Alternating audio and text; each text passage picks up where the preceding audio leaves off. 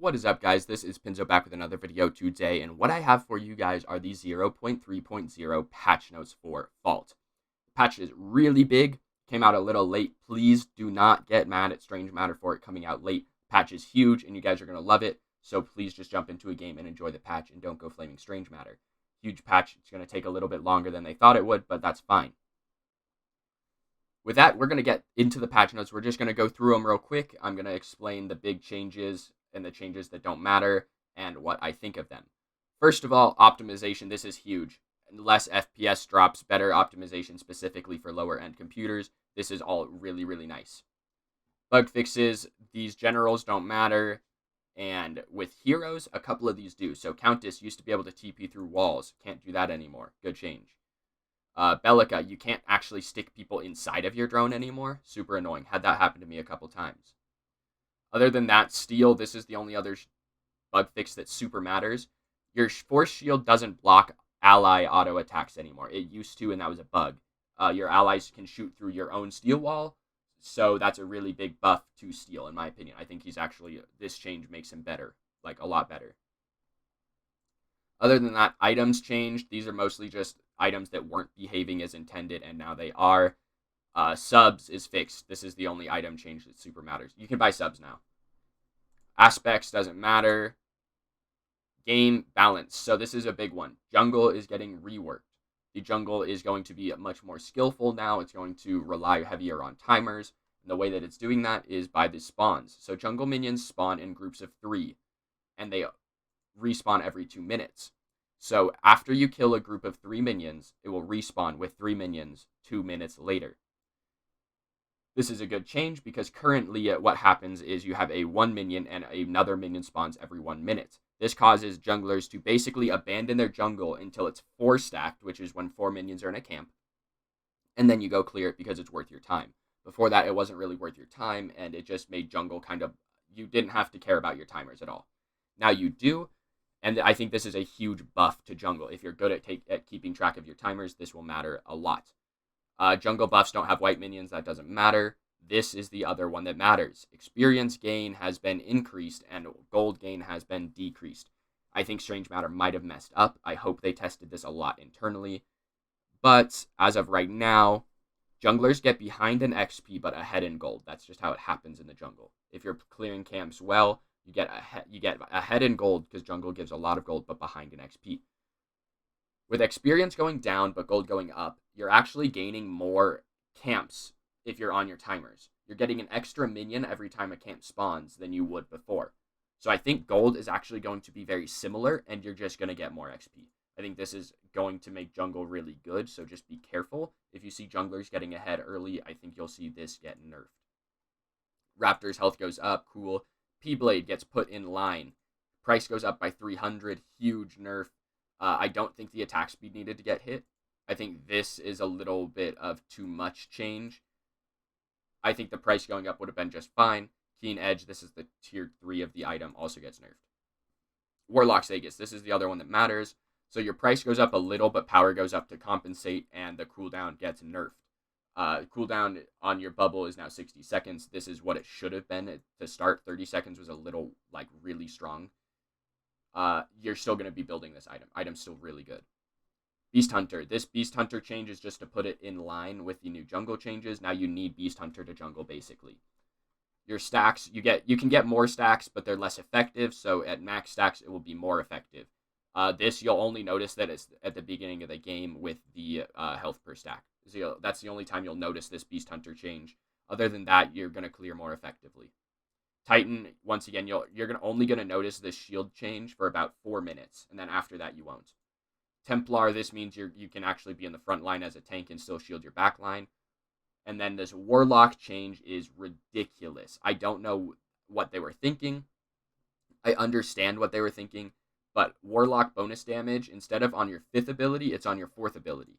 So if you're using a rotation of your kit and you're using your ultimate, that's 4 abilities, and you're getting your Warlock damage. Makes sense, right? Yeah, well, they also increased your movement speed on kill to 35%, which is just stupid. I think this is too much. I think they needed to choose one of these, and they went with both. Warlock was already getting picked up a lot. You're going to see it even more. They buff Queen to try to compete, but I don't think it will. The only way that Queen competes is if you're going Warlock Queen now instead of Warlock Magician, but I think Magician is still really strong early game, and you don't really want to pass it up. Other than that, Ace, I think Ace needs to be just changed overall. This bonus attack range is stupid. Early game, if you don't have Ace and your enemy has Ace, they outtrade you for like the first 12 minutes of the game, and it's not even a skillful outtrade. It's just that they can literally hit you from farther away. I think they need to change this. I don't think it should have bonus attack range on it. I think it just kind of becomes too much of a must pick. Ace, if you had to ask me right now on carries, I would say Ace has like a 99.5% pick rate. It's just so busted. But that's a different topic. Getting into heroes, these are what you guys were waiting for. Boris, number 1. Boris just got trash canned. Character is big sad right now. If you're a Boris player, I hope you played him as much last patch as you could, because you won't be playing him anymore. First off, they hit his base move speed. Don't think they needed to do that. Blood Tracker, this is his Q. This is the OP ability. Movement speed bonus used to start at 35% and end at 55%. Now it starts at 20 and ends at 36. Your ending ability on Q is now as potent as it was at level 1 before. I think this is too much. I think what they need to do is have your Q... Right now, there's a very small basic attack penalty in the game. I think your Q needs to give you a reduction to that. So, like a haste effect. If you hit someone with an auto, then you should be able to ignore your base attack movement penalty. With this, Boris is going to get trash canned. Boris, if you play Boris like you used to, he's going to be really bad. I think this changes too much. I think that they need to add a second passive onto it, where if you're hitting people, you move faster. Right now, it's going to be really hard to use, and then the attack speed going down is just like the nail in the coffin, right? Bare necessities, that change doesn't matter. I would just be really careful with your Q.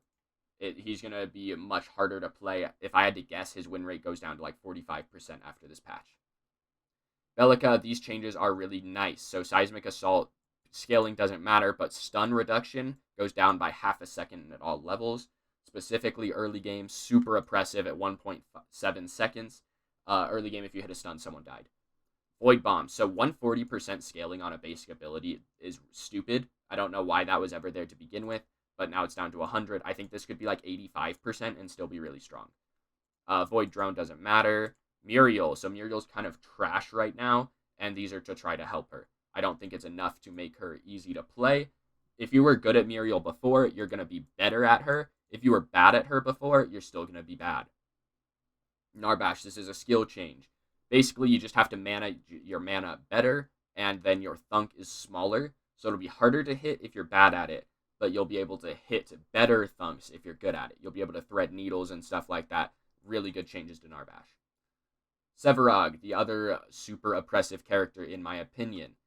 His ult gets a buff in my opinion. In my opinion, this is a buff. At max rank, your ult is going to be on like a 25-second cooldown if you have CDR. I think this is really good. He's going to feel really strong late game like he should, but early game, he's going to be a tiny bit weaker. With that, his passive gets hit, so your health per stack goes down, but you get more health when you hit your thresholds. So your thresholds are like 40 stacks, 100 stacks, maybe 150 and 200. I'm not sure exactly what his early games things are. The last one is like 350 stacks. You'll never get there, so that doesn't matter. But you will feel this 120 health you're getting early game. You'll feel it. Subjugate, I don't think this root needs a slow on it afterwards. I think it's strong enough as is, but the slow got reduced. Steel. So, Steel's right mouse button gets a cooldown increase. His shield charge gets a cooldown increase. They say that he's too oppressive at level 1 through 5. Let's just be clear. This changes nothing between levels 1 and 5. These changes do nothing. Yeah, sure, his shield bash might be 11 seconds, and his shield charge is 16. But if you walk into mid lane as Steel at level 2, you're still going to kill someone. This change doesn't change that. I think they need to change his shield bash. This needs to be more skillful. Right now, it hits your entire cleave range. I think, personally, it needs to hit like a 45-degree cone in front of you and not a 180-degree cone. That'd be my main change on Shield Bash, but they're nerfing him anyway. This doesn't affect the way you play Steel really at all. The Force Shield change, the bug fix there, that's more impactful than these changes. But with that, that is actually the end of the patch notes. So guys, please let me know what you guys think of the patch in the comments below. Let me know what you guys think of the changes. I really want to hear about your thoughts on Belica and Boris. But with that, guys, that is going to be it for today's video. So as always, sub if you are new, like if you enjoyed. And I've been Pinzo. This video's done, so thanks for watching, and I'll see you guys next time.